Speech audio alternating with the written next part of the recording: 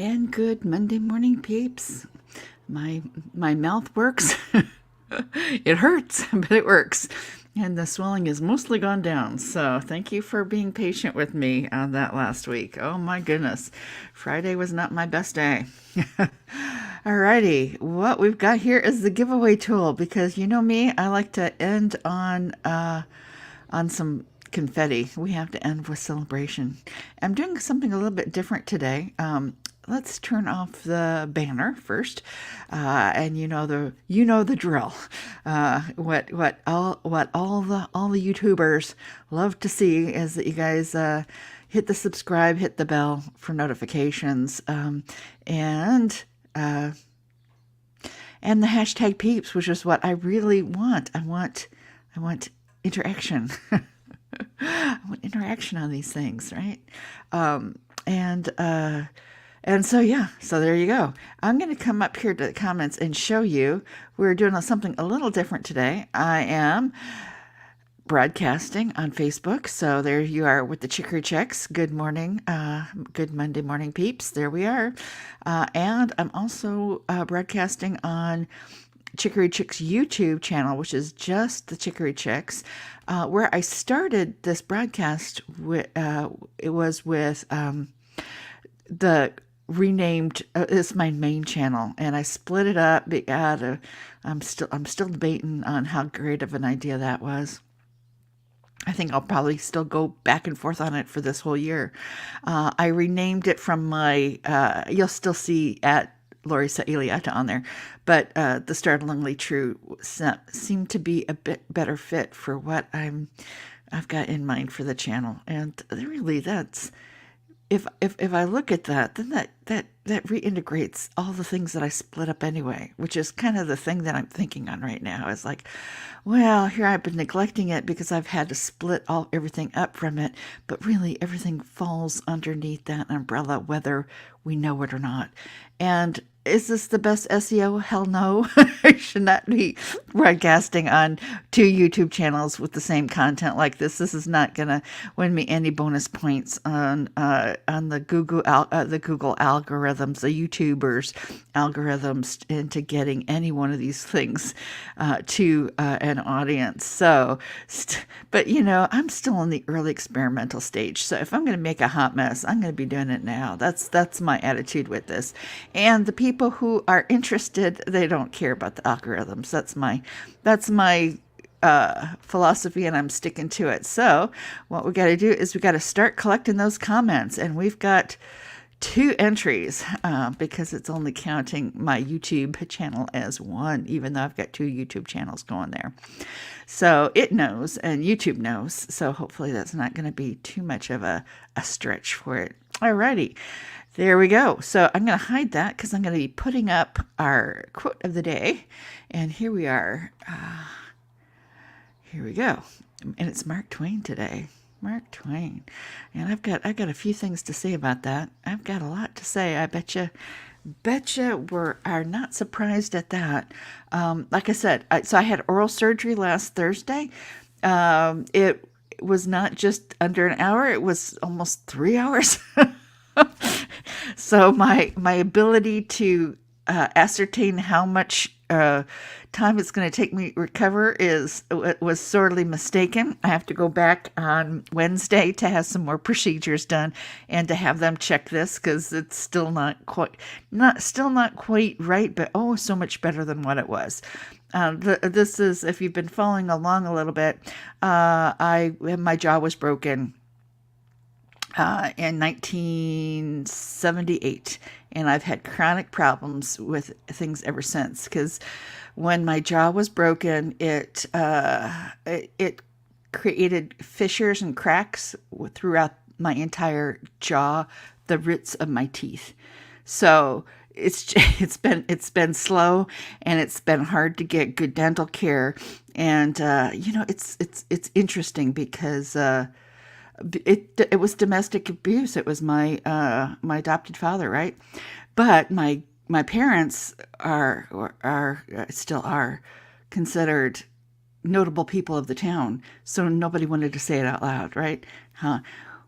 How many of y'all see that? If it's a poor person, they get hauled off to jail, and it's what you expect from those old poor people.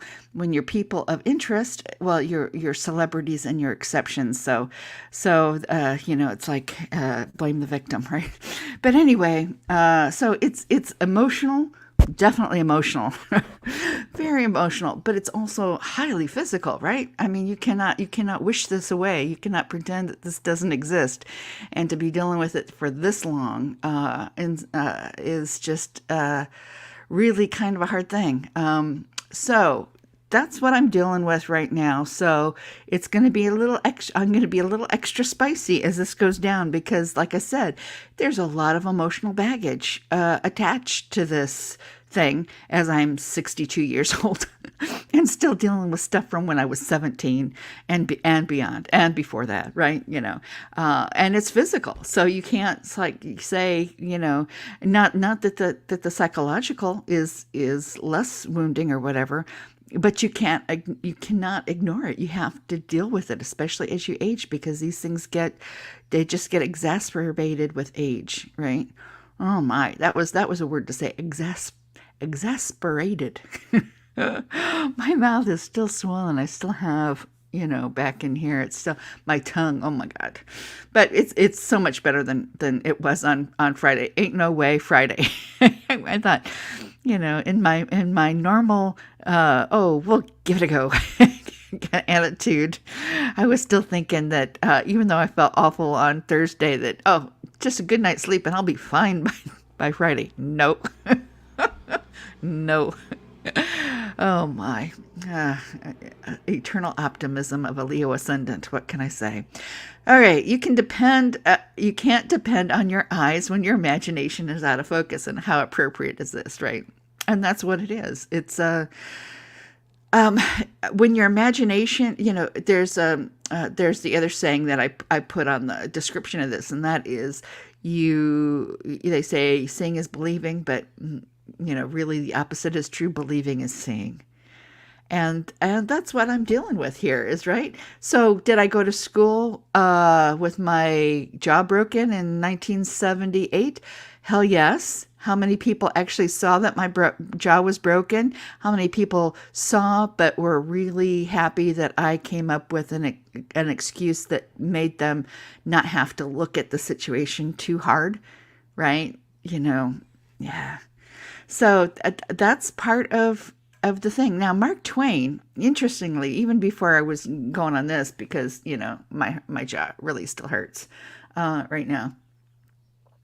3 hours of dealing with stuff, ugh. Anyway,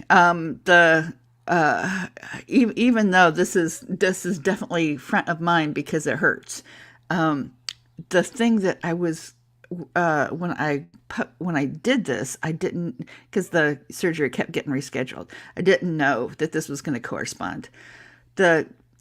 What I really wanted to talk about with this one is how we are censoring ourselves on both sides, on both the far right and the far left.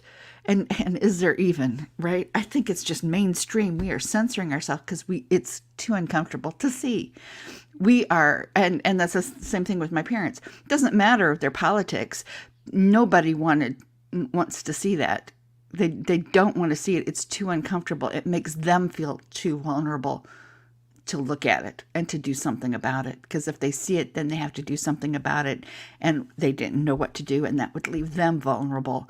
And that's where their headspace was. It's like, so how do you solve that? Now with Mark Twain, the thing that I was looking at is that, his Huckleberry Finn, is that the best book ever written? Hell no. I can say all kinds of things about Huckleberry Finn. Is it an important book for kids to read? Hell yes. Is it, does it use words that are unfortunate? Hell yes. Does it portray things in the American zeitgeist of the time that was unfortunate? Hell yes. on there's so much. I could just do a whole thing on Huckleberry Finn right here and now, right? Has it been taught well? Hell no. you know, but I think it's important for us to grapple with this, and to cut it out of the curriculum, I think is unfortunate, because the very flaws in it and the very things that we have to grapple with are important. It's like, so this happened. My dad broke my jaw in 1978. Is that unfortunate? Hell yes. You know, can I change it? Hell no. Is it something we all need to forget about and put aside? Well, I tried that for a long time, but I can't physically, because it still is in existence. It's still a real thing in this world. It is. I am still dealing with the ramifications of that, both physically and, emotionally and everything else. And what does that say, right? So how does that play out in the rest of my life? Very dramatically, startlingly true, right? Oh, but life is not easy. It's complicated. And how do you say that in sound bites that portrays that complication? So many times when we focus on something, the focus, it's always out of focus. By sheer focus means that we are putting something in the foreground and intentionally blurring something else, so we can really take a clear look at one thing out of context. And so anything out of context is going to be out of focus on another level. When you're adjusting those microscopes, it is darn blurry until you get to what you're looking at pointedly. So to me, it's like I take a painter's point of view, and we're running along on this one. So today's going to be a little more than our take 10 at 10.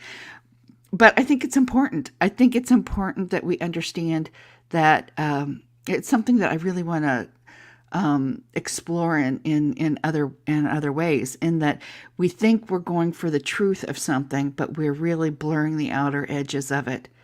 And by coming and thinking that you are trying to do something good, sometimes if that's all you do is look at the one snapshot of it, that is a false snapshot, right? It's a false representation of reality, because reality is much more nuanced than that. And that's why the painters, they look at the subject in all different changing light. They look at the subject up close and far away. They're always adjusting their vantage point and to get something on canvas that is two-dimensional, that represents something multidimensionally. And hopefully as writers, we're trying to do the same thing. Hopefully as thinkers, we're trying to do the same thing, right? And okay, that's enough for today.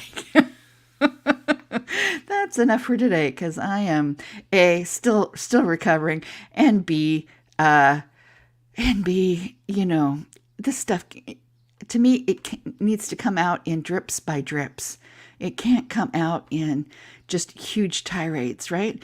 Because when something is really important, you need to take it and take different swipes at it. It needs to be like those old oil painters that would have many canvases up to really study a scene and to really understand it. And that's kind of what I like to do about life. I want to see what's startlingly true about everyday mundane things about life. Is my life so special? In some ways, it's pretty bizarre.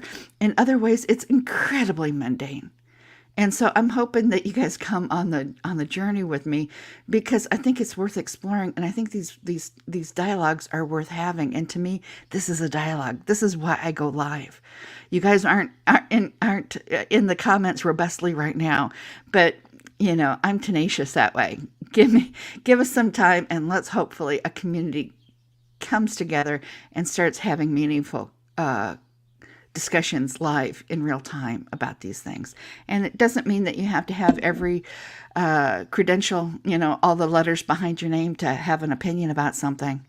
You don't, come and share your vantage, your point of view with the rest of us. And maybe we'll all be able to see that thing that we're looking at in a different way because you're a different vantage point, right? It takes a village to create a real ideal, a real idea of what life is really about. I'm going to draw, and surprise, surprise, I win. And I will see you tomorrow. And have a blessed day. And there's my confetti.